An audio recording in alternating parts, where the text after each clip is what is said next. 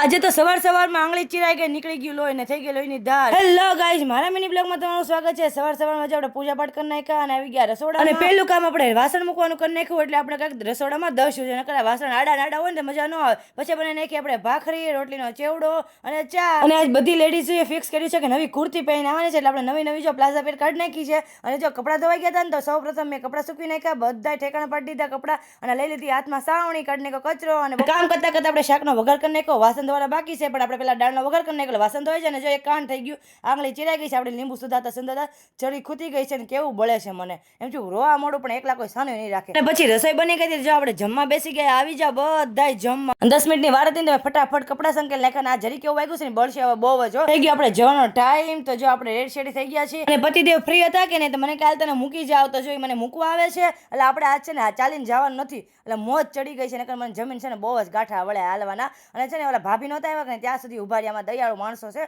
અને જો બપોરે પડી ગયો બ્રેક, બધાય નાસ્તો કરવા બેસી ગયા છે. શેરિંગ પદ્ધતિ છે કે નહીં, તો બધાને આપણે ચાખવા મળે ને આવી ગયા. આપણે જો ઘરે 5 કલાકની જોબ કરી અને જો આપણે માર્કેટ જવાનું છે ને તો હું માર્કેટ જાઉં છું. અને જો આપણે માર્કેટથી આટ લેવા છે ઘણું બધું શાક. અને મારા પતિદેવને છે ને કેવડા બહુ ભાવે, તો હું જો કેવડા હતા ને લાવી છું. અને સિઝન વગરના કેવડા છે કે નહીં, એટલે થોડાક બગડી ગયેલા હતા છે જો, એટલે હું બધા વીણું છું. વીણીને હવે આને પલાળી દેવાના છે. 3-4 દિવસ પલાળવાના છે. રાતે આપણે જો બનાવવાનું છે આખા તુરિયાનું શાક, ભરેલા તુરિયાનું શાક. તો જો મારા બધા ભરેલા તુરિયા ત્યાર છે. હું શાક બનાવું ત્યાં સુધી મારો વિડીયો ગમતો તો લાઈક, શેર, સબસ્ક્રાઈબ અને હર હર મહાદેવ. તો મારે લેટ થઈ ગયું છે કે એટલે મળીએ કાલ. હવે તો બાય બાય.